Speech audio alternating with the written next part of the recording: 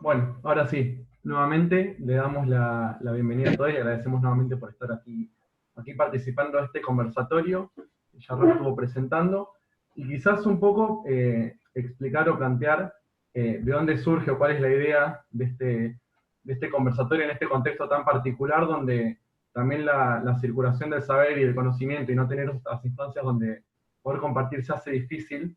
Esta oportunidad que se nos presentó desde la cátedra nos pareció más que interesante, y también al momento de pensar cuál era el enfoque o la forma de titular a este conversatorio, nos gustó tomar la idea o recuperar la idea del trabajo de Juan Francisco Carlini que habla sobre el alambrado, para pensar esta cuestión de los límites que existen, tanto territorial como simbólicamente, y todo lo que puede implicar para nosotros desde nuestros espacios, saltar o intentar traspasar estos diversos alambrados que puede haber, para pensar procesos y relaciones complejas desde otros lugares, incorporando otras lógicas, otros actores, y un poco esta es la propuesta de este espacio, que circule el conocimiento, la producción y las investigaciones, tanto en curso como ya finalizadas de estos investigadores que nos acompañan.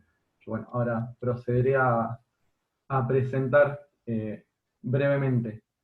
En primera instancia va a ser una presentación Juan Francisco Carlini. Juan Francisco es estudiante avanzado de la carrera de licenciatura en Historia de nuestra facultad y es integrante del proyecto de investigación Intelectuales, Políticos y Militares, Vínculos, Redes y Familia en la Argentina de los siglos XIX y XX, del Centro de Historia Argentina y Americana, el Chaya, perteneciente al Instituto de Investigaciones en Humanidades y Ciencias Sociales, también de nuestra facultad, el IDIC. Y nos va a estar comentando sobre su trabajo a desalambrar los pueblos originarios frente al alambrado, una aproximación a un vínculo conflictivo, que es de ahí de donde tomamos esta idea del alambrado para articular con el resto de los trabajos.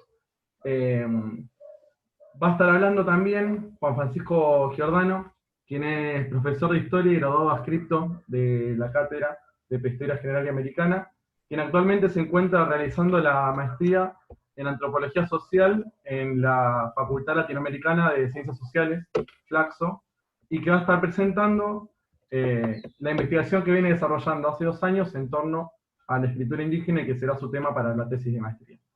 Y finalmente nos acompaña también Sabrina Rosas, quien es profesora de Historia, magíster en Historia y Memoria por la FASE, ayudante diplomada de la Cátedra de Prehistoria General y Americana, e integrante del proyecto de investigación Procesos Socioculturales y Construcción de Nuevas Identidades en el ámbito del Río de la Plata y Brasil, siglos XVIII y XIX, y la actualidad, también del Chaya, perteneciente al IDIX, quien va a estar presentando la investigación que desarrolló para su tesis de maestría, que se llama Warmicuna Manta, Atipac, Son Cocuna, Mujeres de Corazones Valientes, Memoria, Identidad y Territorio Indígena Coya en la Ciudad de La Plata.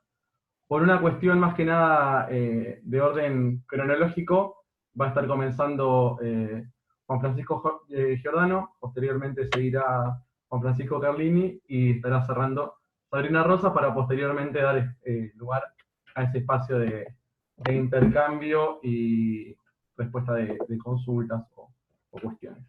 Así que sin más que eso, les damos la palabra a Juan Francisco Carlini, Giordano, perdón, y recuerden lo de eso, cuando se estén acercando a los 10 minutos, va a aparecer la reacción en Zoom para que lo tengan en cuenta.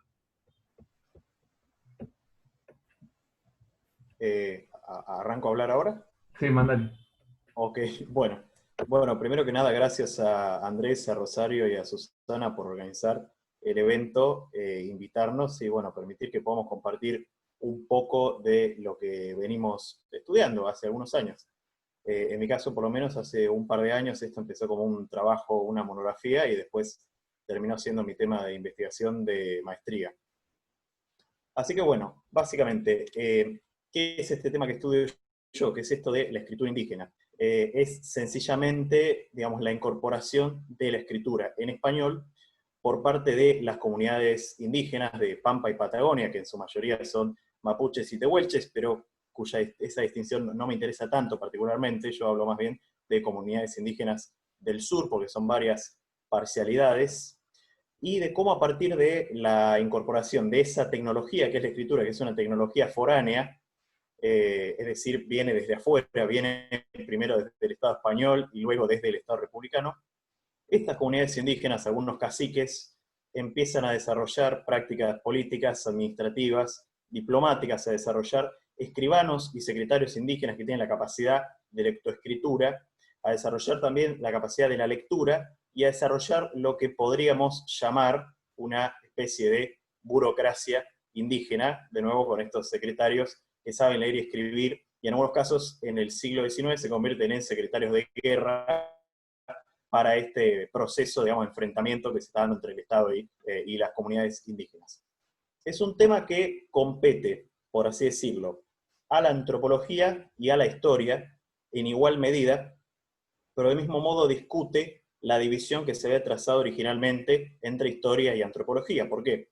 Porque tal vez algunos de ustedes sepan que en el siglo XIX, cuando ambas disciplinas se formalizan, la historia adopta el análisis de documentos escritos, mientras que la antropología adopta el análisis de sociedades que primero se les llamó primitivas y después de Levi-Strauss se les llamó sociedades sin escritura. Ahora bien, obviamente si yo estoy diciendo que estamos hablando de sociedades indígenas que incorporan la escritura, esta división entre la historia y la antropología, o la historia y la prehistoria, o la no historia, o como quieran llamarlo, no pierde el sentido en algún modo, o se discute, por decirlo así. Ahora bien, este es un tema que puede parecer muy específico, muy académico. Yo pretendo que no lo sea, a pesar de que está dentro de una investigación de la academia, pero a mí me parece que tiene implicancias que van más allá de estudiar sencillamente un tema que me interesa mucho a mí y puede no interesarle a nadie más. ¿Por qué? Porque no solo con esta incorporación de la escritura se cuestiona ese carácter ágrafo que supuestamente tenían estas comunidades indígenas, sino que se cuestiona algo que a mi parecer es mucho más importante y más interesante, que es el carácter político, bien, el carácter estratégico, el carácter casi, por decirlo en términos del siglo XIX, civilizatorio. ¿Por qué? Porque si ustedes ven hoy, y siempre, mejor dicho, pero hoy hay un revival de eso, se habla siempre de los indígenas, sobre todo de los del sur, no tanto los del norte, se habla como antiestatales, políticamente inorgánicos, salvajes, hordas, y un montón de otros sinónimos que curiosamente hoy están volviendo en muchos diarios, en algunos casos nacionales, en otros casos locales, pero ustedes ven cosas como las que están pasando en Neuquén con el tema de la toma de tierras, bueno, vuelve todo lo que Sarmiento hubiera escrito, vuelven obviamente con una prosa que no llega a hacerle justicia, pero quiero decir, hay un revival de estos estereotipos, de estas cuestiones, y yo creo que justamente si uno piensa que estas comunidades desarrollaron algo como la escritura, que normalmente se suponía que no lo tenían, que es un rasgo que se considera civilizatorio, entonces, bueno, se cuestiona un poco, me parece a mí, esa idea de los salvajes, esa idea de la horda, esa idea que estaba muy presente en el arte del siglo XIX, en el discurso del siglo XIX, y que continúa mal que mal hasta nuestros días. Entonces, me parece que es algo que trasciende la investigación. Digo, pienso que si uno quiere combatir de alguna manera esos estereotipos, combatir de alguna forma ese odio, eso se combate básicamente con conocer. Hay que conocer a las sociedades para no caer en esos estereotipos. Y la única forma de conocer es a través de la historización, es decir, de conocer su historia. Entonces, en ese sentido, a mí me parece que este es un tema que no es interesante por cuestiones teóricas, históricas, antropológicas que plantea, sino, bueno, justamente porque tiene que ver con cuestionar un discurso, que por supuesto no lo estoy cuestionando yo me paré sobre varios trabajos que se venían desarrollando hace ya bastantes años. Si se quiere, la diferencia por ahí es que estoy tomando la escritura como un problema, ¿se entiende? O sea, no es solamente que estoy usando estas cartas indígenas que escribieron estos caciques, estos secretarios, sino que me pregunto justamente por esa adquisición. De nuevo, es una pregunta que es en alguna forma bastante antropológica, o hay mucha literatura antropológica sobre ese tema en particular. Y me parece también interesante, ahora sí tal vez en un sentido un poco más teórico, porque generalmente la escritura está muy relacionada con la cultura. Es decir, hay un paradigma muy clásico donde dice que, bueno, una sociedad que evoluciona, es un paradigma evolucionista sobre todo, y desarrolla cierta acumulación, cierta capacidad de excedente luego para ordenar, para organizar ese excedente de alguna forma, desarrolla la escritura. Ese es en el caso, por ejemplo, de Mesopotamia, o en el caso de Egipto, donde también no solo la escritura está vinculada con la organización de un excedente, sino con una legitimación de estos primeros personajes que sobresalen por encima del resto. Entonces hay una concepción muy evolucionista de la escritura, donde una sociedad de pronto avanza, se jerarquiza, las desigualdades se institucionalizan y a partir de ahí se desarrolla la escritura. Ahora bien, ¿qué es lo paradójico en el caso de estas sociedades? Que no pasó nada de eso. Nunca se da esa jerarquización, nunca se da esa llegada a una estructura estatal. Estas sociedades, como máximo, llegan al nivel de jefatura. Son sociedades que, en términos de Pierre Clastres, no son sociedades que llegan al Estado, sino que son sociedades contra el Estado. Es decir, sociedades que, para conservar su autonomía como sociedades homogéneas, independientes, lo que hacen es, digamos, impedir el surgimiento de desigualdades.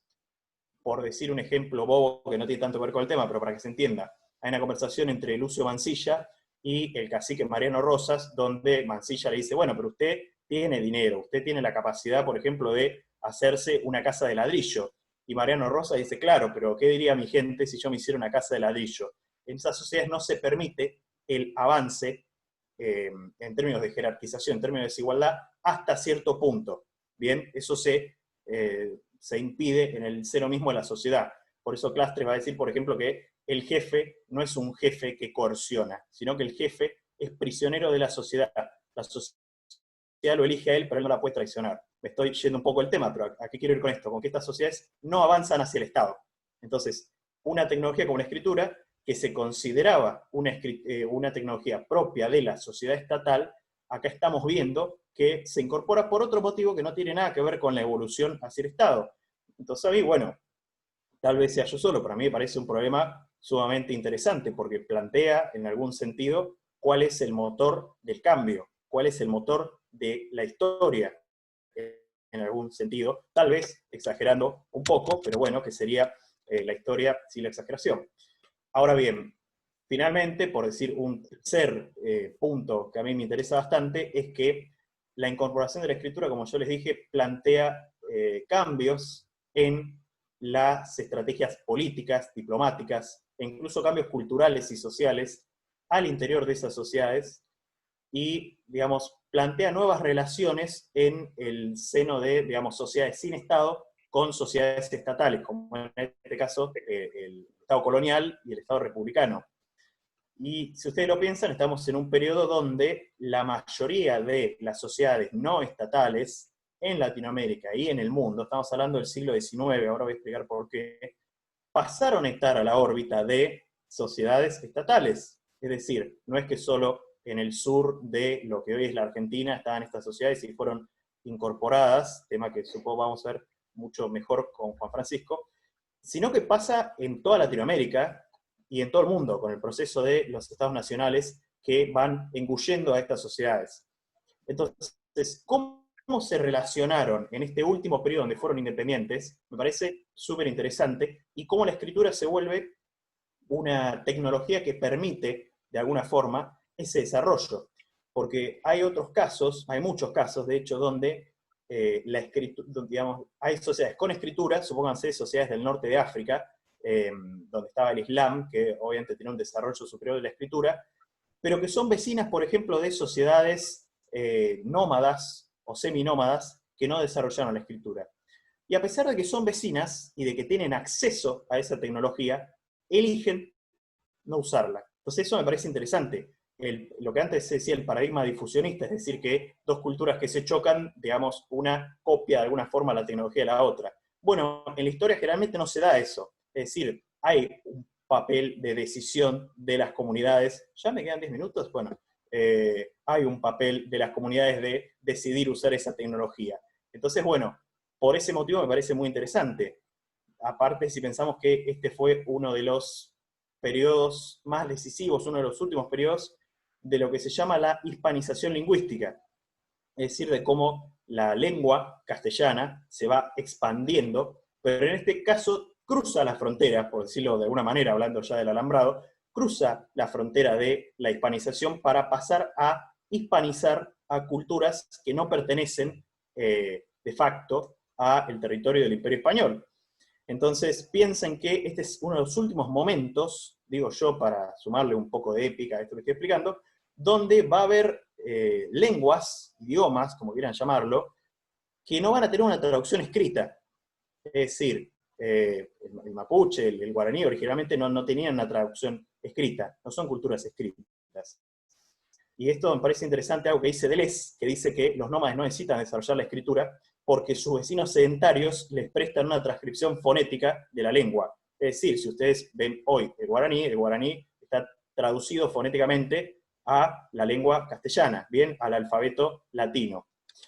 Ahora bien, ¿por qué? Voy a tratar de redondear en este tiempo que me queda.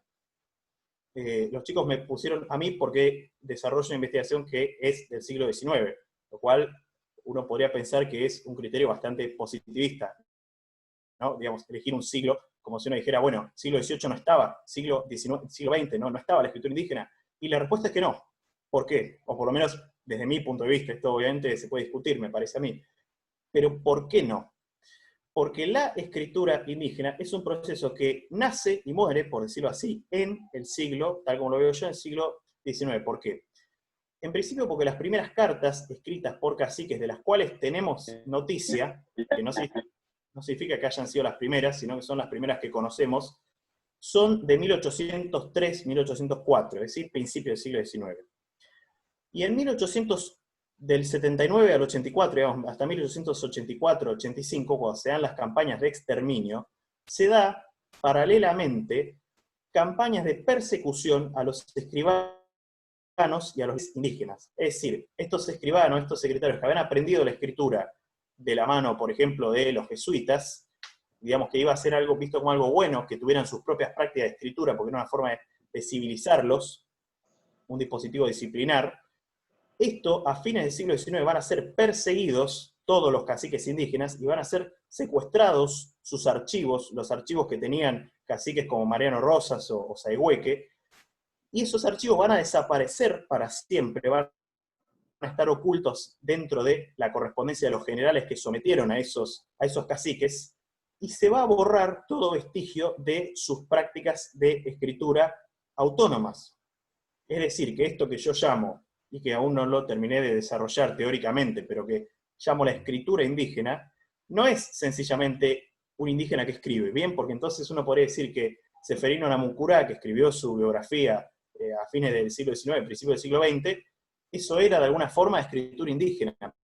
Pero no, yo pienso que no, porque no es la escritura indígena porque haya algo étnico que la caracteriza, ¿bien? Porque uno podría decir, bueno, pero en el siglo XIX eran todos analfabetos. ¿Qué diferencia hay entre un analfabeto criollo, por decirlo así, étnicamente, que aprende a escribir y un indígena que aprende a escribir? Bueno, la diferencia es mucha, porque ese indígena que aprende a escribir pertenece a una sociedad indígena que no ha incorporado nunca la escritura. Entonces, por decirlo de alguna forma medio levi-straussiana, pero su mente no es una mente que esté, digamos, captada por esa lógica de la escritura. Les doy un ejemplo. Hay un relato que hace un oficial británico que vive con los tehuelches, se llama Musters, y Musters llevaba consigo un diario para, bueno, relatar todo lo que iba viendo. Y él comenta que los tehuelches siempre desconfiaban de ese diario, porque suponían que él lo que iba a hacer con eso era filtrar información de lo que sucedía ahí a algún otro cacique. Y Musters en realidad, técnicamente, lo único que quería hacer era registrar información en su diario, era bastante antropólogo Musters.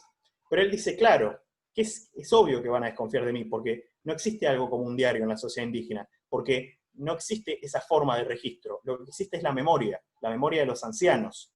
Bien, entonces ahí tenemos que Musters, que era muy inteligente, dio en un punto que a mí me parece clave, que es una diferencia antropológica. Entonces, por eso yo pienso ya que, por ejemplo, Seferino Namuncurá escribiendo su biografía, ya no es la escritura indígena del siglo XIX, es más bien una escritura de tipo occidental, donde él está guardando un registro para posteriori, pero obviamente los indígenas tenían ya sus formas de transmitir la información, el conocimiento, no necesitaban la escritura para suplantar esas formas que ya tenían. La escritura la incorporan para comunicarse con el exterior. Ellos ya tenían la toponimia, la onomástica, tatuajes, tejidos, la memoria, el relato, la canción, los nombres incluso. Los nombres son una forma de transmitir la información, dice Menard, que también estudió este tema en algún momento, porque los nombres dan cuenta de la existencia social del individuo. Entonces, en el caso de las sociedades mapuches y tehuelches, los nombres en muchos casos representan las alianzas de ese cacique.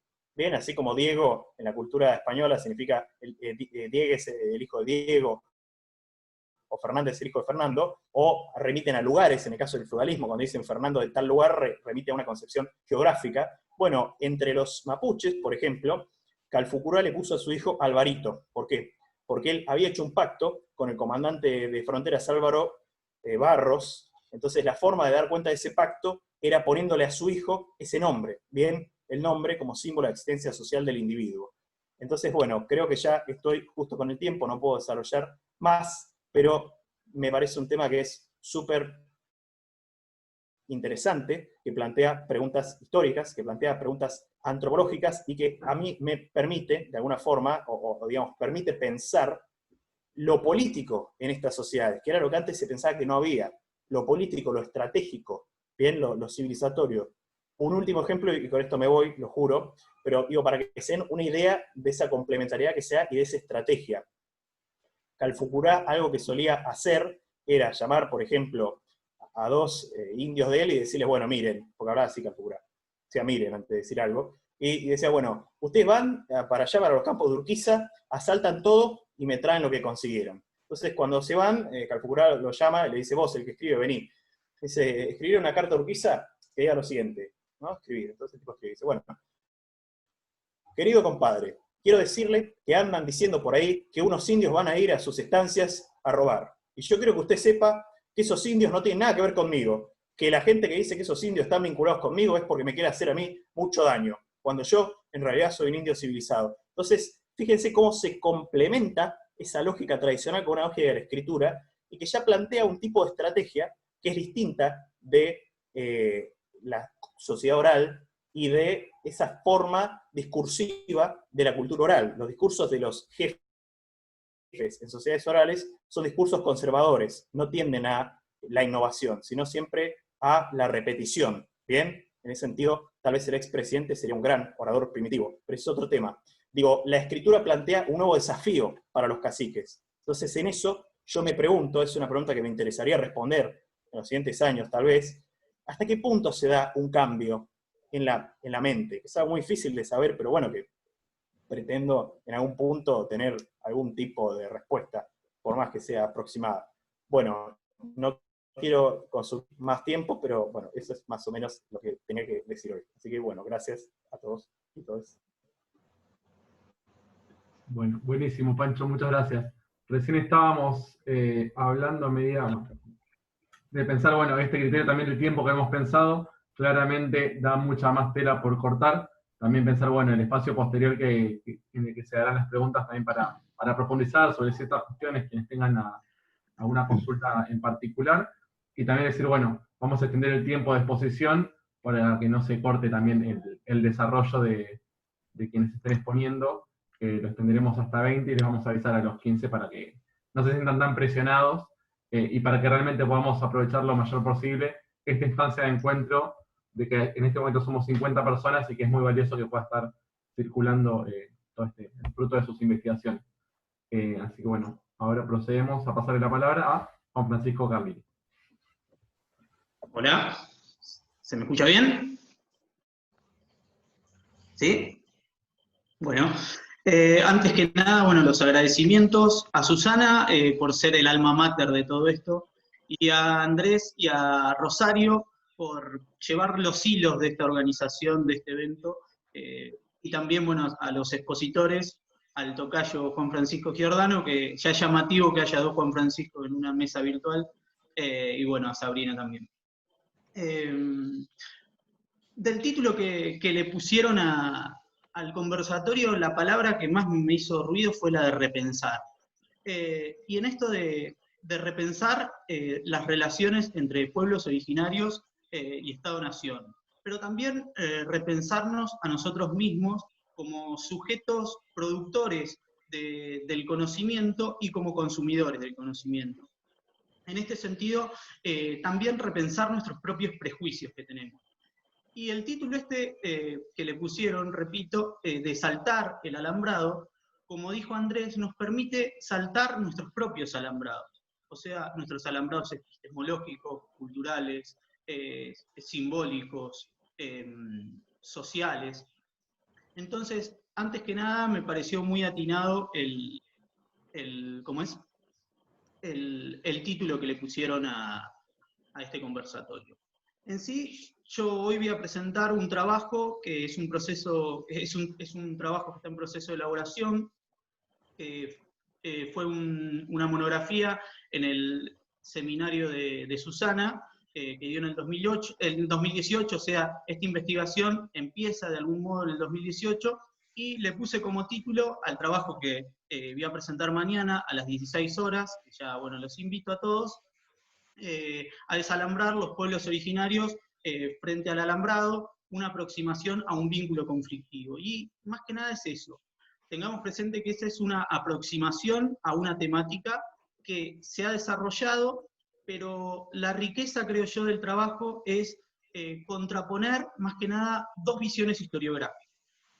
En sí, me centro principalmente en el área pampeana norpatagónica de mediados del siglo XIX a mediados del siglo XX.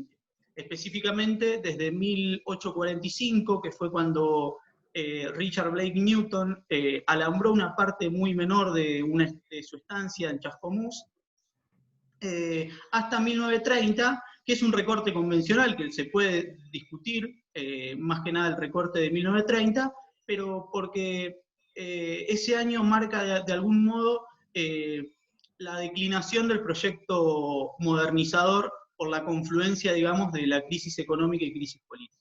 Pero tranquilamente se podría haber cortado anteriormente, pero al ser yo lo que quiero remarcar en esto, en el corte temporal de 1845 a 1930, es que estos 85 años nos permiten, de alguna forma,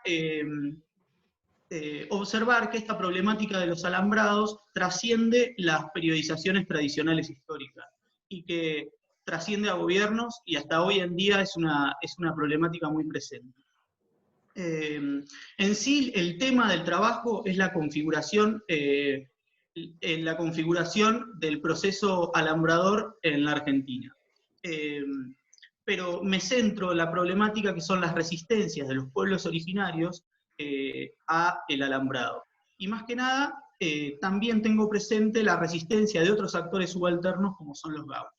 Porque tanto pueblos originarios y gauchos se vieron encorsetados y coaccionados por este sistema. Y presto hay que resaltar eso, que hay que entender al alambrado como un sistema. Porque a veces el alambre solamente es la materia prima de este sistema, si podemos decir. En cambio, el alambrado es un sistema que materializa y propicia de algún modo la propiedad privada en el ámbito rural, y el despojo territorial de los pueblos originarios.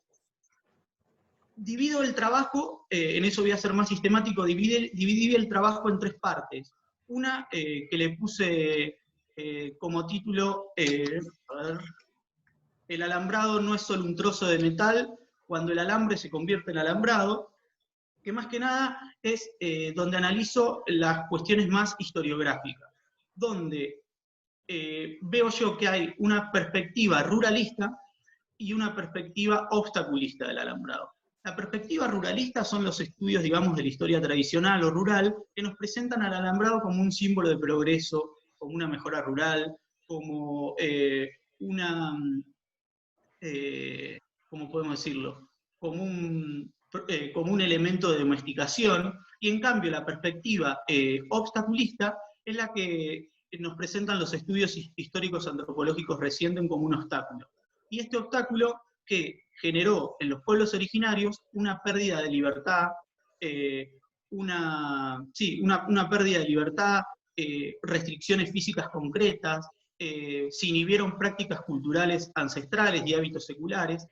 En cambio, la perspectiva ruralista brega de alguna forma por las bondades rurales del alambrado, como que el alambrado les permitió dividir los territorios, mejorar el cultivo en las estancias, mejorar el refinamiento del ganado. Entonces, estas dos visiones que entran en pugna. O sea, el vacío que viene a llenar esta investigación de algún modo es eso, es contraponer estas dos visiones historiográficas. Una que presenta al alambrado como símbolo de progreso, como una mejora rural, como un punto de inflexión en la moderna ganadería argentina, y la otra la que lo presenta como un obstáculo, como un valladar, como una pérdida de libertad. Una pone el eje en las bondades rurales del alambrado, y la otra pone el eje en los prejuicios que este sistema le trajo a los pueblos originarios y a los gauchos.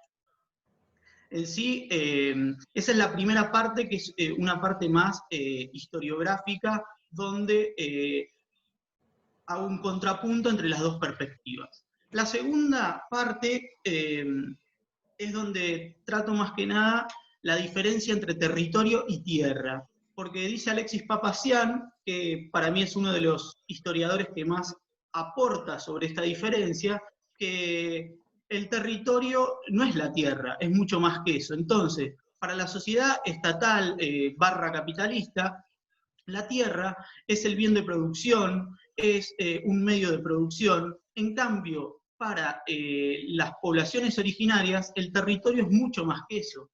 Y como digo, aunque territorio y tierra sean sinónimos, no significan lo mismo. Territorio es el espacio vital, permiso, tomo agua. No son sinónimos, sino significan. Territorio es el espacio vital para la reproducción material, cultural y cosmovisional de los pueblos originarios. O sea, si la tierra para la sociedad estatal es moderna y privada, territorio para los pueblos originarios es ancestral y comunitario.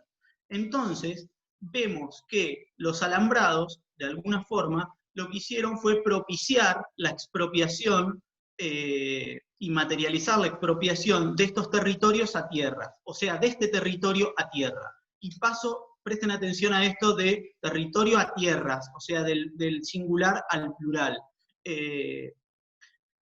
Y después, más que nada, la última parte es donde analizo la resistencia propiamente dicha, o las prácticas de resistencia al alambrado. En sí tengo presente dos conceptos teóricos, uno que es la resistencia indígena, que me permite ver las acciones y prácticas de resistencia de los pueblos originarios en contra de la dominación estatal capitalista, que es un concepto de la antropóloga Ingrid de Jong. Y después el otro concepto es el de proceso de inclusión estatal, que me permite, si el primer concepto me permitía analizar la acción, digamos, indígena, este segundo concepto de proceso de inclusión estatal me permite de algún modo analizar la acción estatal, y no entender que esta acción estatal era ejercida solamente por actores estatales, sea funcionarios, sea comerciantes, sea militares, sea eclesiásticos, sino también que ciertos, ¿cómo podemos decirlo? Que ciertos elementos o factores específicos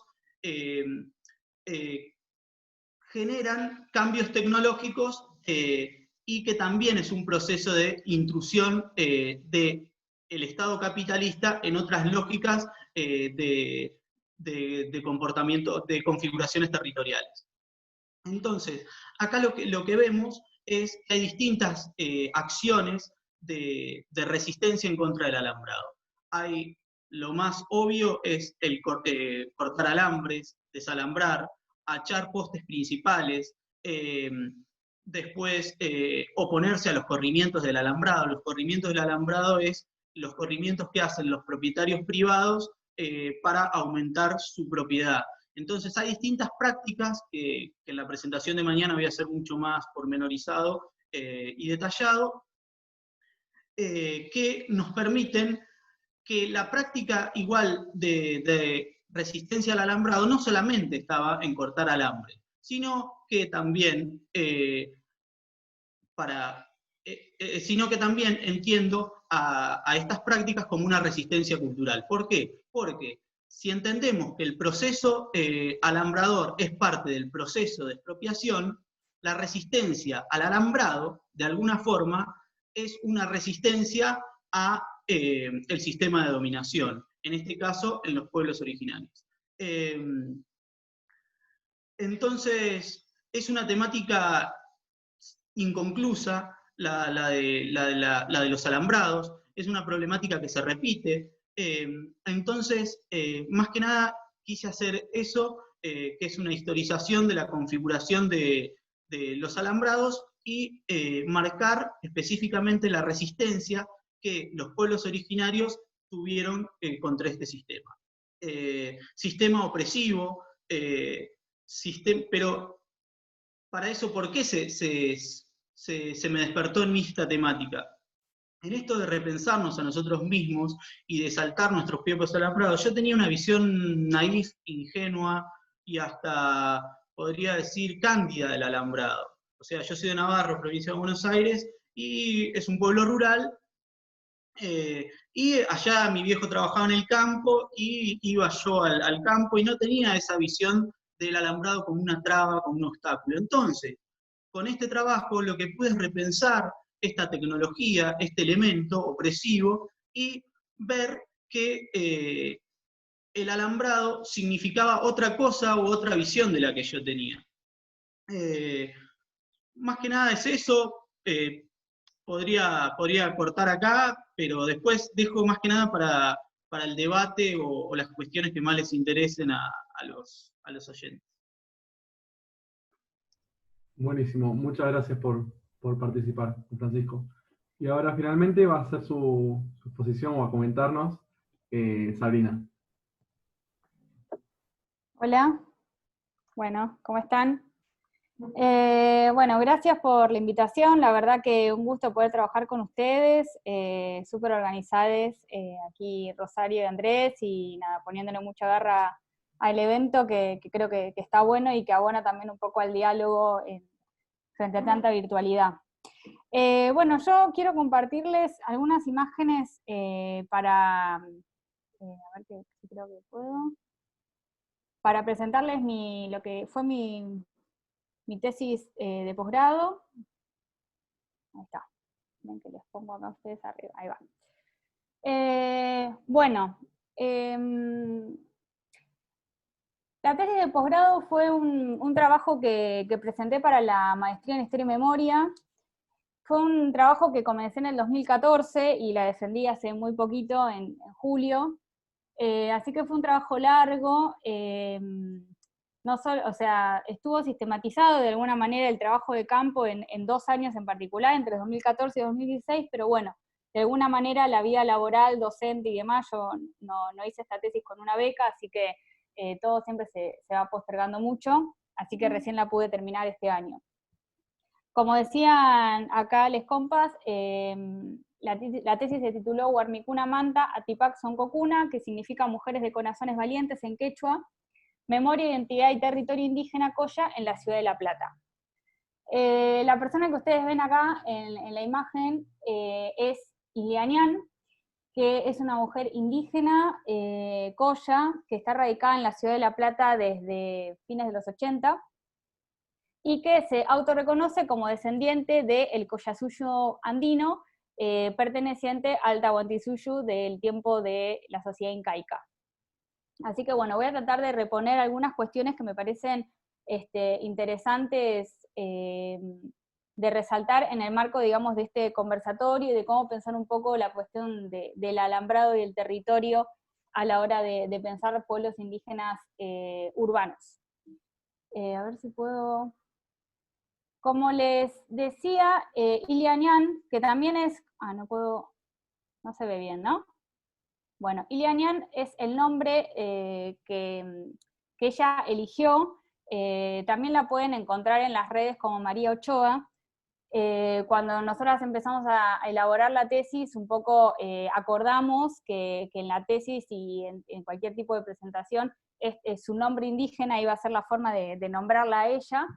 Pero bueno, es una persona, una referente indígena de la Ciudad de La Plata, desarrolla muchísimas acciones en la ciudad y a través de los medios y la prensa, por eso si la quieren ubicar o googlear también la pueden encontrar como María Ochoa. Como les decía, Ilianian es la principal referente de la comunidad Coya, Marcahuasi, que es una de las 4 comunidades que están radicadas acá en la ciudad, y es la fundadora de la asociación civil Warmicuna Manta Tipaxon Cocuna, que es el eje de esta investigación, por una cuestión de unas decisiones metodológicas que me llevó mucho tiempo, digamos, encauzar. La tesis está trabajando sobre la asociación civil, y ahora voy a problematizar un poco qué significa eso. No me voy a detener demasiado en por qué ese recorte, pero bueno, específicamente yo trabajé con entrevistas en profundidad a ella como referente de la comunidad, y poniendo en diálogo observaciones participantes de las acciones que desarrolla ella en la comunidad.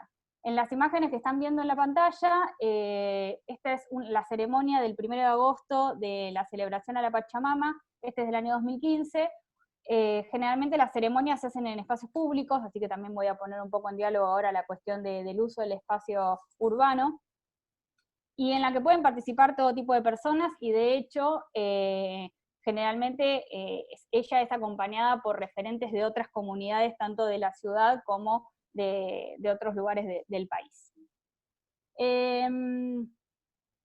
¿Por qué me centro en la asociación civil Warmicuna que les mencionaba?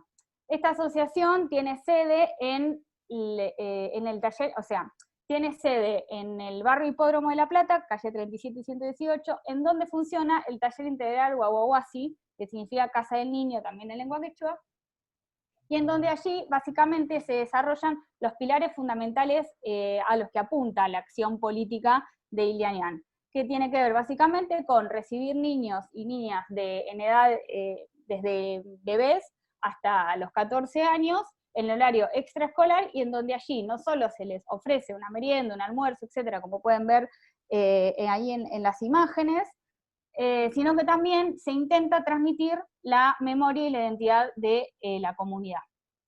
Entonces, el objetivo de la tesis tuvo que ver con reflexionar sobre cómo esos procesos de memoria se encuentran totalmente sujetos a la reconstrucción de la identidad étnica y del territorio de la asociación civil.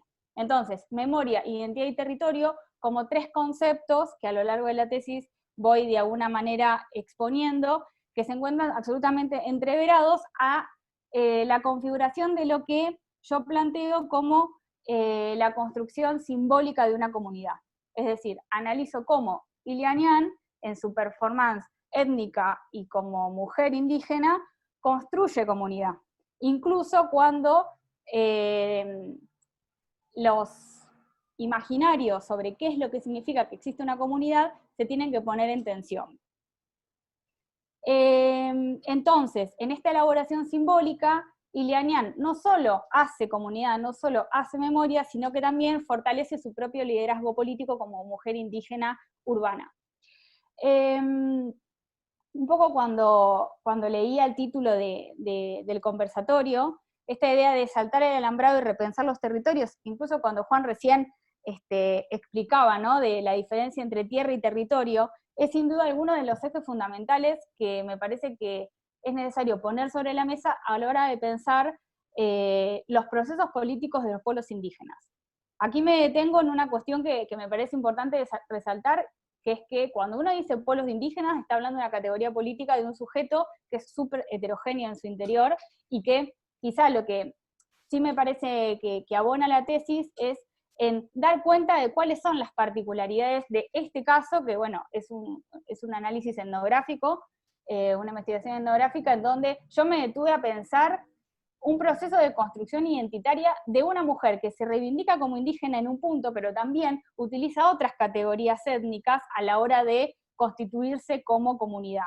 Entonces, da mucha tela para cortar, pero un poco pensar cómo los pueblos indígenas son una construcción política de los últimos 30, 40 años, que se ponen en juego y a la vez que son utilizados por las mismas comunidades hacia distintas, digamos, funciones políticas, y que por eso está bueno un poco problematizar siempre que decimos con pueblos originarios o cómo mencionarlos. Como les decía, algunas cuestiones fundamentales que quisiera repasar. El eje vertebral de la tesis tiene que ver con, como les decía, esta cuestión de pensar qué significa que una comunidad indígena exista en una ciudad. Quizá conocen la experiencia, por ejemplo, de la comunidad Cuom de La Plata, en el barrio Malvinas, que es una experiencia absolutamente diferente a la experiencia de la comunidad Coya, porque básicamente esa comunidad contiene familias que viven agrupadas en un territorio que ha sido, alcanzado, ¿no? En el caso de la comunidad Coya eso no sucede, es decir, no hay una referencia territorial específica, y entonces ahí fue como necesario pensar qué significa que existe una comunidad, cuando en realidad no son familias que viven todos en el mismo territorio. Y al mismo tiempo, cuando esas familias no necesariamente tienen una identificación étnica o una politización étnica en sus propias identidades, que den cuenta de que, bueno, son todas familias Coyas, ¿no? Digamos, es muy heterogéneo y se dan muchas mixturas en la configuración política. Entonces, como que por un lado va la configuración de una comunidad, en términos políticos, y por otro lado los usos que esa comunidad debe hacer de determinadas estrategias, incluso tomando recursos del Estado para poder constituirse como tal. Entonces, un poco lo que Ilianian elabora es una construcción simbólica de comunidad, cuando a veces es su propia performance la que, se pone en primer lugar en el mismo escenario urbano, es decir, cuando no necesariamente son cientos de familias las que se identifican como Coyas y que, constituyen la grupalidad. Entonces, un poco a lo largo de la tesis lo que traté de vislumbrar es cómo ese hacer comunidad está mediado, por un lado, por una construcción identitaria específica étnica, y cómo el rol de la memoria es fundamental en esa construcción. Me detengo un segundo en esta cuestión del rol de la memoria, como para pensar, o intento analizar en la tesis, los diferentes relatos o usos del pasado que Ilianian pone en juego para construir su identidad étnica. Y ahí identifico diferentes capas de sentido o temporalidades de memoria que dialogan. Por un lado, podemos dar cuenta de una memoria larga, que es una memoria a la que ella apela reivindicando un pasado ancestral incaico. Ella se reivindica, como les decía, descendiente del Collasuyu andino, por lo cual en las entrevistas ella repone sobre tradiciones andinas que le han contado su familia. Y habla de los incas y el vínculo que había, ¿no?, entre el hombre blanco colonizador y la sociedad indígena, que hasta ese momento se encontraba en un estadio de armonía. Juega mucho en el relato la idea de que los grupos indígenas, es decir, ellos, lo constituyen prácticas armónicas, pacíficas y de amorosidad, en contraposición a otros, que vendría a ser el otro blanco, colonizador, invasor y violento, que de alguna manera choca, ¿no?, en ese proceso constitutivo de identidad. Entonces, esa construcción de la identidad como diferencia le permite marcar las propias fronteras. Entonces, esa memoria larga, ¿no?, que repone a un tiempo de larga duración, de 500 años de resistencia y demás, se pone en juego con una memoria de corta duración, en donde todo el tiempo se apela al proceso de emergencia étnica de los pueblos originarios en América Latina y en Argentina en particular, de los últimos 30, 40 años, como les mencionaba. Entonces, esa memoria corta creo que resulta constitutiva de la performance étnico-política de Ilianian. Es decir, ella está hablando desde ese presente de disputa que apela a un pasado más corto, más largo, desde el cual reivindica su propia construcción política. Entonces, en ese hacer memoria, digamos, el rol que cumple, un poco lo que decía Juan Francisco Giordano, ¿no? El rol que hace, cómo podemos romper con las cantidades de estereotipos y de prejuicios que se tiene sobre, en este caso, pueblos indígenas. Bueno, haciendo memoria y haciendo historia. Acá, sin duda, el vínculo entre los pueblos originarios, la historia y la memoria, es fundamental, pero no solo a si se quiere, nosotros como investigadores, universitarios, etcétera, sino como los propios sujetos, en este caso como los propios indígenas, hacen uso de ese pasado en función de sus intereses. Allí entonces un poco lo que pongo a jugar es un concepto de Spivak, que es el de esencialismo estratégico, como para problematizar cómo muchas veces en el relato se apelan a esencialismos que permiten estratégicamente la definición política de un grupo. Entonces, en este juego, entre memorias o entre capas de memorias que dan forma a una identidad étnica coya en este caso, problematizo puntualmente cómo se da en ese engramaje la dimensión de género. Y entonces, en esta distinción entre nosotros somos indígenas que heredamos, ¿no?, una memoria ancestral, frente a un otro colonizador que no recuerda, que impone, que avasalla, ¿qué es lo que permite conservar esa memoria? Es decir, cómo esa memoria se mantiene viva. Y un poco lo que Ilianian plantea es que existe una cultura de amor, incluso esas serían las palabras nativas, si se quiere, de cómo ella lo enuncia, una cultura de amor que es transmitida de generación en generación a través de lazos interpersonales, pero específicamente a través de prácticas domésticas. Es decir, según Ilianian, las mujeres indígenas de la comunidad son las que poseen esta memoria de la cultura de amor, porque son las que se han quedado relegadas en la casa, cuidando a los niños, y por tanto manteniendo la lengua. Por ejemplo, también como para poner en diálogo lo que comentaban los chicos sobre la escritura y la lengua, cómo juega ahí en la configuración de la memoria. Efectivamente, aquí hay una transmisión de memoria oral que ella pone en juego, y que se lo adjudica, nuevamente, en esta lógica de apropiación esencialista de ciertas categorías, a las mujeres. Por supuesto estamos hablando de mujeres cis, que se reivindican como indígenas, y que en su hacer doméstico lograron mantener esa memoria. Incluso lo compara con lo que pasa con los varones indígenas, que por estar fuera de la casa, comenta ella, han perdido, ¿no?, estos registros, estas historias y estas identidades propias de la comunidad. En ese sentido, entonces, esta categoría de mujeres indígenas como poseedoras de la cultura de amor es lo que permite, a su vez, la construcción del liderazgo político étnico como mujeres urbanas. Y allí, entonces, meto un poco la categoría de la territorialidad. Porque, como les decía, no tenemos aquí un territorio específico o un territorio comunitario como comúnmente se lo asocia, ¿no?, a un territorio grande, como puede ser un loft mapuche. Aquí no, pero sin embargo el Guaguaguasi es un territorio en sí mismo, en tanto allí sucede la vida cotidiana de la comunidad. Y en donde ellas, ellas como mujeres indígenas y como mujeres madres, mantienen la identidad y transmiten esa memoria en las enseñanzas que se les da a las niñas. En la imagen, por ejemplo, aquí Ilianian está sirviendo comida. Y en el trabajo que hemos hecho, que hemos trabajado muchos proyectos de extensión y demás con ella, un poco lo que ella dice es que brindar ciertas comidas no es solamente una lógica nutritiva, sino que tiene también un regambre de memoria, porque a través de esta enseñanza o de esa comida se está enseñando un montón de costumbres que son costumbres ancestrales, en este caso andinas.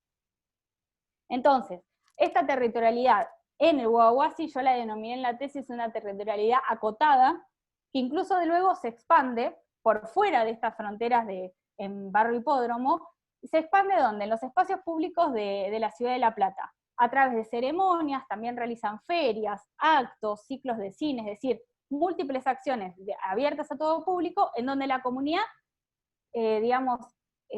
hace uso del territorio. Entonces, el espacio urbano platense, tradicionalmente considerado como blanco, no indígena, es por el contrario, es un espacio multiétnico en donde la comunidad se apropia de ese territorio y va generando marcas simbólicas que permiten su propia referencia identitaria. Por ejemplo, en la imagen que vemos acá a continuación, pues son dos ceremonias distintas. Una es en Plaza Malvinas, que no tiene ningún tipo de referencia territorial específica, el por qué hacer la ceremonia ahí, sino que tiene que ver con una cuestión más bien política de que la municipalidad les da el permiso para poder hacer esa ceremonia. Y en la otra imagen vemos otra ceremonia en el lago del bosque de La Plata, porque el agua es un elemento sagrado que es fundamental para poder desarrollar una ceremonia. Entonces, todo el tiempo se da forma a una materialidad de lo simbólico que permite la construcción identitaria del grupo y también de su propia territorialidad. Y finalmente, para cerrar, quería destacar el vínculo que mantiene la comunidad, en este caso, con el Estado. Es decir, es una comunidad étnica que todo el tiempo pone en diálogo a los diferentes entes estatales. Dialoga con el municipio, dialoga con la provincia de Buenos Aires, dialoga con el Estado Nacional. Y hay es interesante pensar cómo los pueblos indígenas utilizan esas herramientas del Estado, por ejemplo, la configuración de una personería jurídica, de manera tal de poder ser reconocidos por el Estado, para poder exigirle a ese Estado diferentes recursos. El Guaguaguasi que les mostraba recién en las imágenes se mantiene a través de planes sociales. Es decir, la gente que trabaja ahí cobra planes sociales para poder, digamos, mantener el espacio. Y además se le exige al Estado recursos, mercadería, etc. Es decir, hay un constante diálogo muy contradictorio a veces, de decir que son pueblos indígenas y que se reivindican, digamos, preexistentes al Estado Nacional, pero al mismo tiempo entran en diálogo con ese Estado a través de los mismos recursos legales que el Estado impone. En el caso de la comunidad Colla, y acá con esto sí cierro, el Estado no le dio a la comunidad una personería jurídica que reconozca que esa comunidad exista, es decir, no está en los catálogos del Estado. ¿Qué sí logró? Construir esta asociación civil, Guamiguna Manta, que es la que tiene personería jurídica. Entonces, todas las acciones políticas que hace la comunidad, lo hace a través de la asociación civil, porque si no, no tiene otra manera de poder alcanzar determinados recursos, en este caso. Entonces, es muy interesante cómo se da esa configuración política y que, digamos, de alguna manera nos permite pensar cómo hay diferentes estrategias que se desarrollan para la propia vida de las comunidades, incluso cuando eso entra en contradicción con su propio carácter de autonomía. Bueno, no sé, tengo mucho más para decir, pero creo que ya me acabó el tiempo, así que seguimos con las preguntas. Voy a compartir. Bueno, muchas gracias, Sabrina. Bueno, ahora ya que hablaron los tres, abrimos el espacio de dudas, preguntas, reflexiones, comentarios, todo lo que quieran hacer, pueden abrir el micrófono. Allí nos mandó una Susana para Sabrina, podemos empezar con esa y después si se animan, abren lo que quieran. La contestó, Sabrina, perdón. Sí, sobre el final habló sobre eso, pero por si querés agregar algo más, Sabrina, la pregunta era, ¿qué reflexiones podrías realizar en el caso estudiado sobre la relación entre pueblos originarios y Estado? Que sí, es esto último que estuviste mencionando.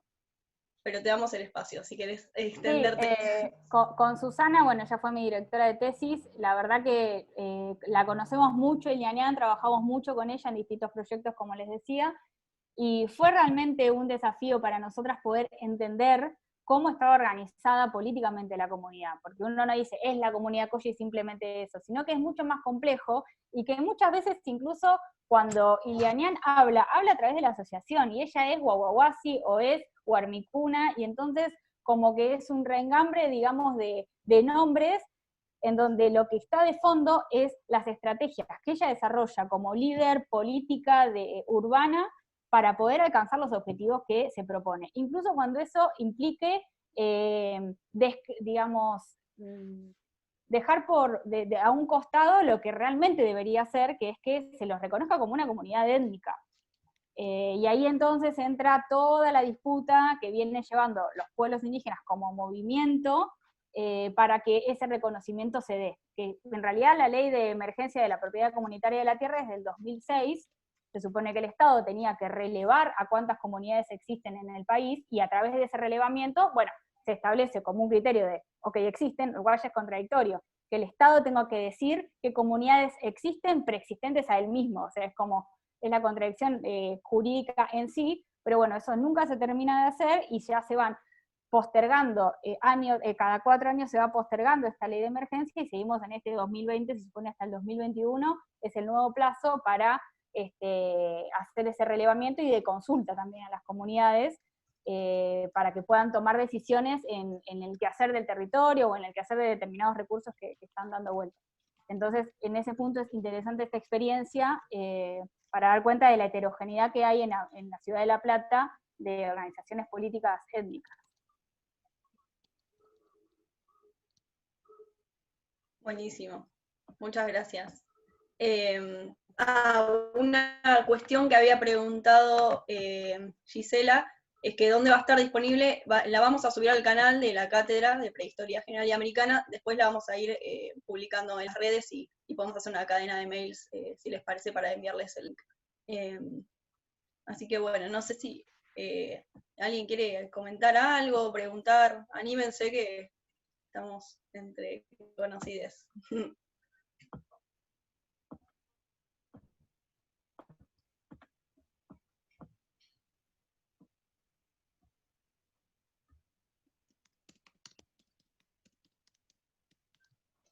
Bueno, yo tengo algo para reflexionar, no sé si me escuchan. Sí, joya. Bueno, mi nombre es Héctor, soy estudiante de la carrera de Sociología. Cursé una materia de Historia, que es una materia problema. En este momento me encuentro en Bariloche, Furiloche, como es el nombre en Mapudungun de la ciudad. Yo soy mapuche. Y bueno, un poco pensando en la temática de las conversaciones y cómo están orientadas siempre a la hora de hacer estos conversatorios para reflexionar en torno a estas problemáticas que suscitan en la universidad. Y en ese sentido yo creo que mi experiencia propia, haber estado cursando 4 años en la universidad y bueno, sigo cursando, me parece que, siendo honestos, creo que estamos muy, muy lejos de poder afrontar estas problemáticas como profesionales de un futuro para poder abordarlas, ¿no? En ese sentido. Y,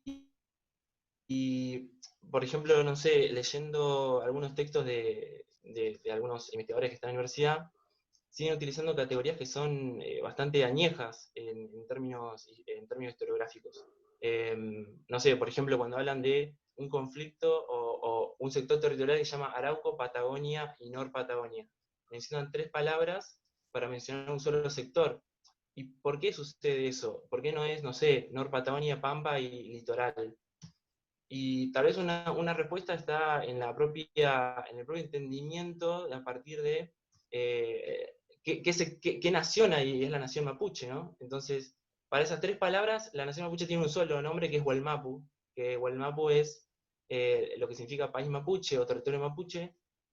Y en ese sentido, yo lo que he encontrado en los distintos trabajos que han hecho académicos, como tal vez ahora, en este momento, se me ocurre como 3 ejes, que es una idea romantizada de la nación mapuche, categorías coloniales que suscitan constantemente, y un desanclaje hacia el presente. O sea, hoy la nación mapuche está muy lejos de poder pensar filosóficamente cosas de un pasado que no va a volver y que hoy tenemos problemáticas que nos pasan por arriba todo el tiempo. No sé, 27 presos políticos mapuche en las cárceles del Estado chileno, 100 días de huelga hambre de muchos de esos presos políticos, el Estado no le dio permiso a sus medidas, solamente al Machi Celestino se lo dejó volver a su rehue por 60 horas y volver a la cárcel. Entre ellos el Peñi Facundo Yonehuala, que es de esta ciudad, de Furiloche, preso en Temuco, extraditado hace unos años. Un sector del movimiento mapuche que, si bien ningún sector del movimiento mapuche representa la totalidad de la nación, han elegido, por ejemplo, el camino de la violencia política como forma de interactuar con la sociedad, una falta de interlocución con el Estado. Obviamente hay sectores que no solamente reconocen al Estado, sino son partes o son funcionarios del Estado. Y con esa coyuntura yo creo que es muy importante poder pensarnos a partir de esas problemáticas del presente, cómo construir conocimiento como futuros profesionales y docentes. Y en ese sentido, particularmente a mí, mi experiencia propia, me he encontrado con muchas barreras para pensar la nación mapuche como en el proceso propio del que sufrimos, ¿no? Que fue la invasión militar, o sea, la campaña del desierto, por un lado, del Estado argentino, al mismo tiempo, la pacificación de la Araucanía del Estado chileno, configuró prácticamente una alianza informal de la invasión al Huelmapu y el posterior asimilación de la población mapuche. En esas asimilaciones que nosotros no nos queda otra que ser argentinos o ser chilenos a partir de una documentación. Entonces, a partir de mi experiencia en las cátedras de historia, cuando uno menciona que es mapuche y no es argentino y no es chileno, suscitan comentarios siempre, no solo racistas, sino desentendimiento, algo que debería ser normal, me parece, no debería ser tan disruptivo, pero lo es hoy, porque hay una idea de como que nosotros somos el origen de los estados-nación, como que somos un pasado que ya fue, que no va a volver y que no existimos. Y hoy creo que las problemáticas, por lo menos acá en esta ciudad, si bien nos llegan todas las noticias a lo que es La Plata, el asesinato de Rafael Nahuel, una comunidad que está lejos de poder resolver el conflicto con el Estado, como es la comunidad, lo que se conoce como Villa Mascardi, me parece que plantean problemáticas que son urgentes. Y en ese sentido, están buenos estos espacios, pero creo que también hay que seguir problematizándolo.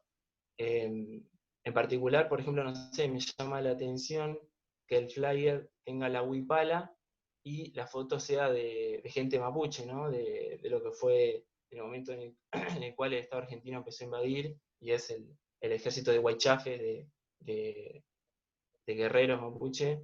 Como cuando nosotros tenemos un símbolo propio, que es la Buenufoye, que nos costó mucho llevar un proceso político para ponernos de acuerdo y decir, bueno, esta es la bandera nacional mapuche, en la década del 90, ¿no? Todo un proceso político que llevó y sacamos una bandera. Yo creo que la huipala representa a otros pueblos, a otras naciones y un proceso político propio. No, nada, solamente quería dejar esas reflexiones y en ese sentido, bueno, me parece que la pregunta que hace Sabrina en relación a esta idea siempre entre el Estado y naciones que son preexistentes y cómo se genera ese conflicto, porque a la vez nosotros no nos queda otra que tener una ley indígena que nos diga, que nos reconoce como Estado para poder no romper la ley. Sin embargo, todo lo que hacemos como mapuche siempre está al margen de la ley. Izar una bandera es algo que es ilegal, prácticamente. O por lo menos lleva todo un proceso que nosotros lo hemos vivido, lo vimos todos los años, cuando, no sé, por ejemplo, se iza la bandera argentina los 20 de junio, y nos cuesta mucho como poder llevar adelante esos procesos. Y prácticamente estamos casi infringiendo la ley. Algo tan mínimo como izar una bandera, ni hablar de lo que son las recuperaciones de lo que es las tierras. Eso quería dejar como comentario. Gracias.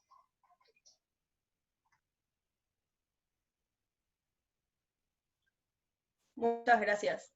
Re interesante el comentario. Y además en primera persona siempre es todo mucho más como fructífero, ¿no? A veces es difícil pararnos como desde esa tercera persona para hablar cuando, bueno, hay gente que tiene su voz propia y nada. Y está buenísimo que hayas comentado eso. Con respecto a lo de la bandera, me parece que, claro, capaz, no sé si se interpretó bien en el flyer, pero estaba como de fondo del trazado de la Ciudad de La Plata y refería como más un poco a la exposición de Sabrina, pero es verdad, como quedan las tres imágenes juntas, puede ser que se haya capaz mal interpretado o que no haya quedado tan claro. Pero no sé si alguien quiere responder o hablar de otra reflexión que le haya surgido, o otra pregunta. Yo creo que lo de Héctor está buenísimo. No sé si alguien quiere ir sobre eso.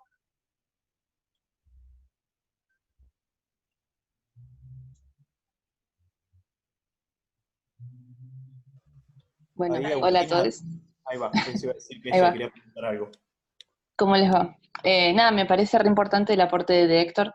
Principalmente me parece, o sea, lo siento bastante personal también porque dentro de lo que es mi historia personal, mis abuelos son para mí como una trinchera de supervivencia del lenguaje, que es lo que hablaba Francisco. Y me parece súper importante.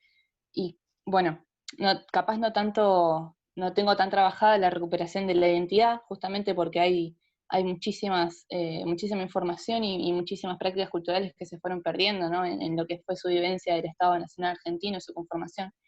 Pero me parece también algo que me quedó mucho también de lo que dijo Sabrina, que es ocupar el espacio a través de lo cultural, que es algo que no había tenido en cuenta, ¿no? Que era algo posible capaz desde una mentalidad habiendo habitado desde siempre, ¿no? Un Estado liberal y neoliberal no se puede tal vez hacer la relación tan fuerte que tienen ellos entre territorio y cultura, ¿no? Entonces me parece súper importante sacarnos de encima capaz ciertas estructuras sobre territorialidad dentro de lo que son nuestros conceptos a la hora de acercarnos a estos temas como historiadores. Me parece bastante interesante eso.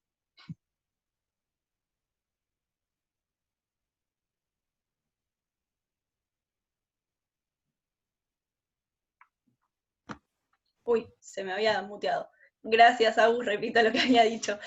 Pancho, vos querías decir algo, ¿no? No, o sea, iba a decir que Agustina quería decir algo, pero ya que estoy, nada, un comentario en la línea de lo que decía Héctor recién, y después tengo una pregunta para Sabrina.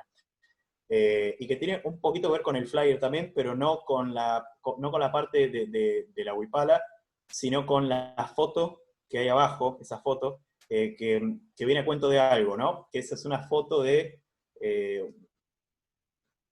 una fotografía de un ejército que yo recuerdo era un ejército mapuche, una sección del ejército que había sido, por así decirlo, empleada por el Estado argentino. Y eso para mí es interesante pensarlo porque, como dice Héctor, ¿no? Hoy lo único que se ve es el enfrentamiento, o por lo menos la imagen que mencionan los medios, es esa imagen de constante enfrentamiento con el Estado, y que tiene mucho que ver con lo que decía Sabrina, de esta posición ambivalente contra y a favor, o no a favor en realidad, sino actuando según los medios que permite el Estado. Y yo pensaba en esta fotografía que pusieron los chicos, porque es una fotografía que da cuenta de otro tipo de relación que tuvo lugar entre los pueblos originarios y el Estado, porque había proyectos como, por ejemplo, el de Namucurá y Calfucurá, que eran tal vez de enfrentamiento abierto al Estado, y también había proyectos como el de Saihueque, que era un proyecto bastante parecido al de muchas comunidades de hoy, que es un proyecto, digamos, de convivencia, pero en la diferencia. Bien, que no es lo que tenemos hoy, claramente. Hoy tenemos de facto una plurinacionalidad que obviamente no está reconocida. El Estado argentino, todos sabemos, se reconoce como hijo de los barcos de los inmigrantes. Y en ese sentido el proyecto de Saihueque no era un proyecto de abierta confrontación con el Estado, sino que era un proyecto de, como les decía, convivencia en la diferencia, en el reconocimiento de la diferencia.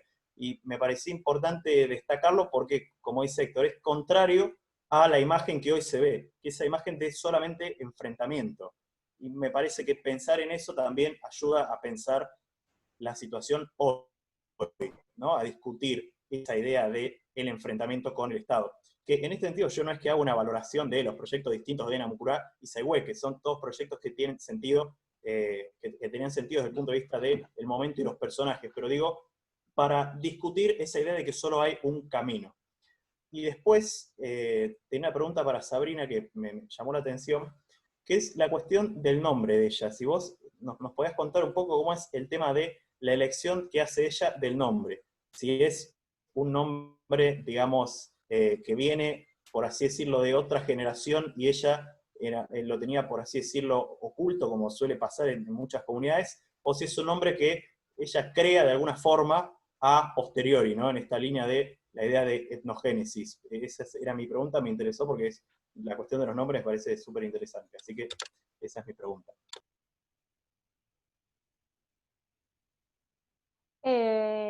Bueno, cuento un poco más. Ella, en realidad, cuando vos la entrevistás, y digamos, ella todo el tiempo, cuando, al menos frente a mí, hemos trabajado como compañeras de proyectos de extensión, hemos hecho cosas juntas, pero siempre, mi rol siempre fue el de la investigadora.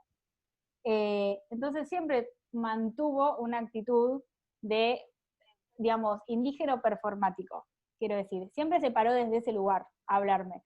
Por lo cual, cuando yo intentaba indagar un poco más en su historia de vida, en las entrevistas, todo el tiempo lo que ella hacía alusión es que ella descendía del Collasuyu, que ese era su lugar, su marca, ¿no? Identitaria, incluso a veces en la contradicción entre que el territorio te da la identidad, pero al mismo tiempo ella vivir en una ciudad que, digamos, de Colla en sus raíces quizás no tenga nada desde el punto de vista cultural, pero que sin embargo ella se apropia y hace del espacio un lugar sagrado. Entonces ella se reivindicaba así. Lo cierto es que luego de bastante trabajo en las entrevistas, me contó que en realidad ella migra de Lima a fines de los 80 y que unos años antes de venirse a vivir a La Plata por cuestiones laborales, es cuando se encuentra con su raíz indígena. Y en ese proceso, su maestro, ella lo mencionaba así, que le enseñó, digamos, todas sus costumbres y donde ella pudo, digamos, vincular su propia experiencia de vida con sus padres, que también le transmitían ciertas costumbres, y esa, digamos, decisión política de identificarse como indígena Colla, es que ella recibe su nombre verdadero, le dice ella, que es su nombre indígena, que es Ilianian, que significa camino de luz. Una cosa interesante que sucede en las ceremonias a veces es que hay un montón de personas que no tienen raíz indígena, pero que se encuentran, digamos, en el proceso de apropiación, si se quiere, cultural, en el buen sentido del término, y buscan esas raíces y son entonces reasignadas con un nuevo nombre que ella les da a las personas luego de una serie de charlas y demás. Es decir, es un proceso bastante interesante como para analizar cómo se da ese proceso de nombramiento, pero yo al menos lo entiendo como una estrategia política más de todas las que ella un poco despliega.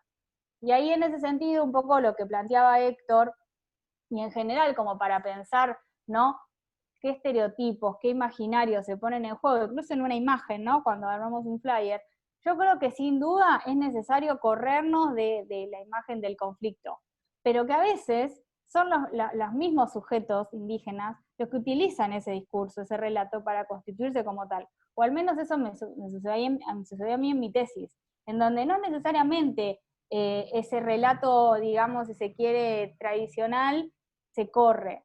Lo que me parece que es interesante es dar cuenta de los heterogéneos procesos de identificación, procesos de etnogénesis, llamémoslo como querramos, que se da adentro de cada comunidad, que son muy distintas, y que incluso pensando en la Huifala, o sea, sin duda que no hay una sola forma de dar cuenta de los pueblos originarios, porque como decía al principio, es una nomenclatura, y que incluso decir indios tiene ciertas, digamos, condicionamientos, no es lo mismo decir indios que pueblos indígenas o que pueblos originarios, digamos, cada grupo o nación, ¿no? No es lo mismo nación Colla, nación mapuche, pueblo mapuche, digamos, hay un montón de cosas ahí que se ponen en juego que dan cuenta de posicionamientos políticos. Entonces me parece que la imagen de la Huifala creo que iba más asociada a mi intervención, y que incluso las fronteras simbólicas que ella plantea como propias, es decir, cuál es el territorio indígena para ella, no necesariamente tiene que ver con lo que puede ser para las comunidades mapuches, ¿no? O lo que puede ser para una comunidad de Guatemala que habla, no sé, de la Viayala. Digamos, hay un montón de categorías que al menos lo que a mí me sucedió es que yo iba al campo a laburar, a hacer entrevistas, con todas esas expectativas de lo que iba a encontrar. Y tuve que correrme, digamos, de esas expectativas y ponerme a escuchar lo que me estaban diciendo y entender esas acciones como acciones políticas desde el esencialismo estratégico, y simplemente dar cuenta de ese caso, de esa heterogeneidad. Entonces, también decir pueblos indígenas a veces nos sirven para llevar adelante un montón de luchas, o reivindicar un montón de luchas, y a veces son un problema. Entonces, me parece que es súper interesante lo que dice Héctor, pero o sea, cuando lo pienso en mi trabajo de investigación, eso a veces me generó como bastantes contradicciones y tuve que buscarle la vuelta para poder dar cuenta de un caso que capaz no se coincide tanto con lo que comúnmente pensamos con pueblos indígenas, ¿no?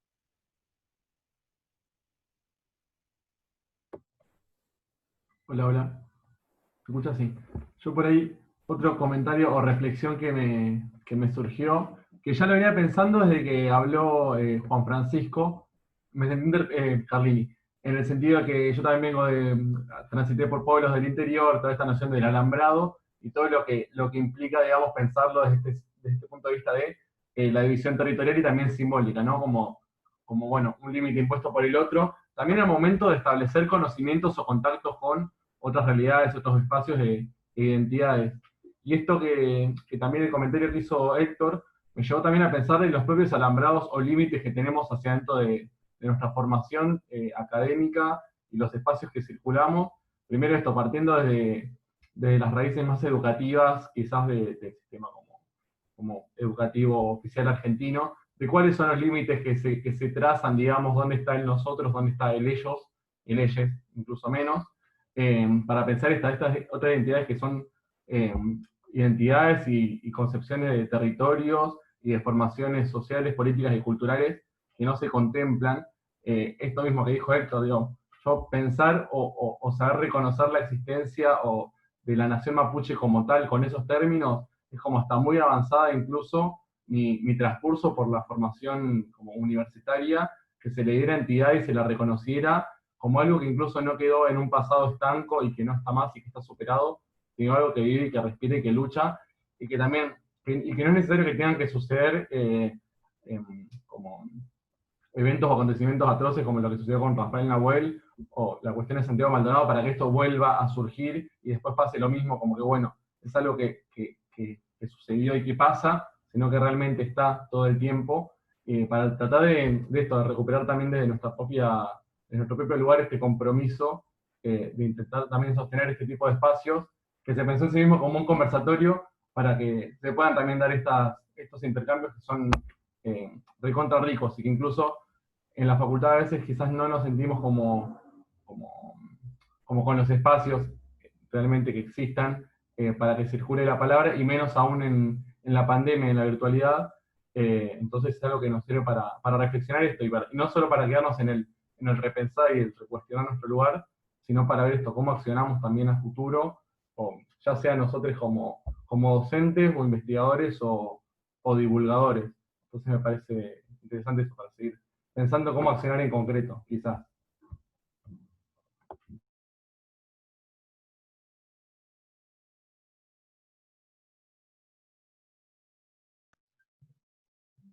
Bien, sí, abierto el espacio. Si quieren acotar algo, tampoco les vamos a obligar. Pero si tienen una reflexión, no tiene por qué ser una pregunta o una afirmación, acá estamos para compartir, y la idea es que todo esto sea horizontal y que no haya ningún tipo de jerarquía del conocimiento.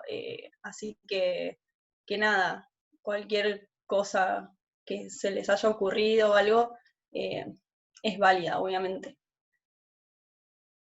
Pero obviamente, bueno, también entendemos que el Zoom es un poco, no es el espacio más ameno para andar participando, así que no se sientan en un compromiso. Pero bueno.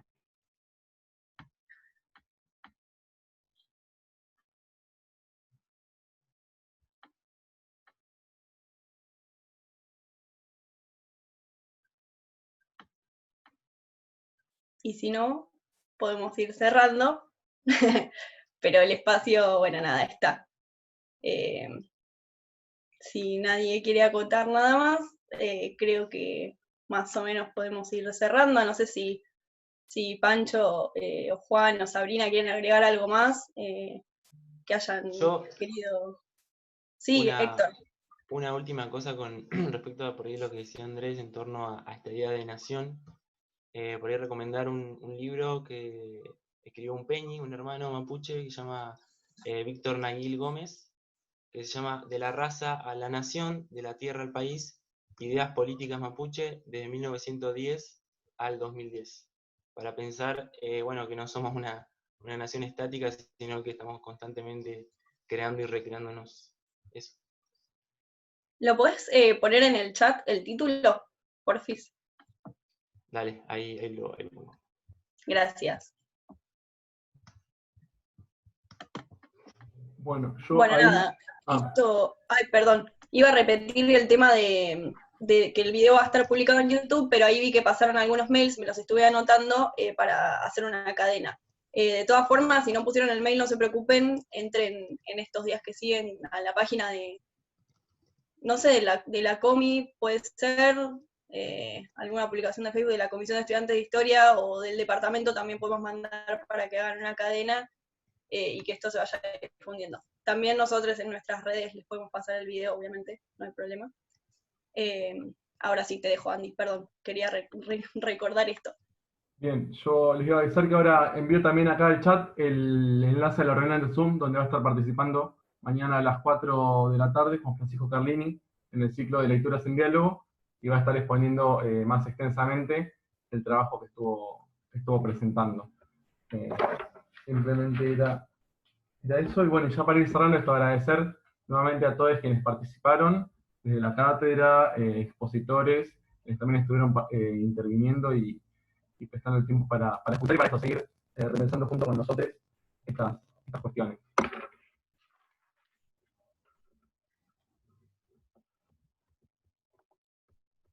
Perdón, estaba ahí anotando los mails y los títulos.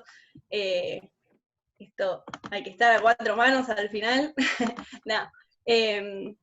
Bueno, nada, si les parece, nosotros habíamos pensado, esto ya queda a consideración suya, de sacar una captura, especie de foto de registro del encuentro. Si no quieren, obviamente no hay problema, pueden apagar la cámara o salir, pero bueno, esta es nuestra forma de generar, no sé, recuerdos y registros y archivos, porque somos historiadores y un poco necesitamos eso en este contexto. Así que si les parece, nada, ahora vamos a sacar una fotito. Bueno, Andy, ¿la sacás vos? La saco yo. Saco yo. Dale. Listo, gente. Bueno, buenísimo. Bueno, muchísimas gracias nuevamente a todos por participar, y bueno, ya estarán al tanto de cuando estemos circulando el video de este conversatorio, para que sirva de insumo también para quienes quieran seguir difundiendo esto, para contribuir también, ¿no? Siendo que eso debe ser una problemática, cómo circula el conocimiento y la información y los trabajos de nuestros compañeros. Es una forma de, también desde nuestro lugar, de poder contribuir a eso.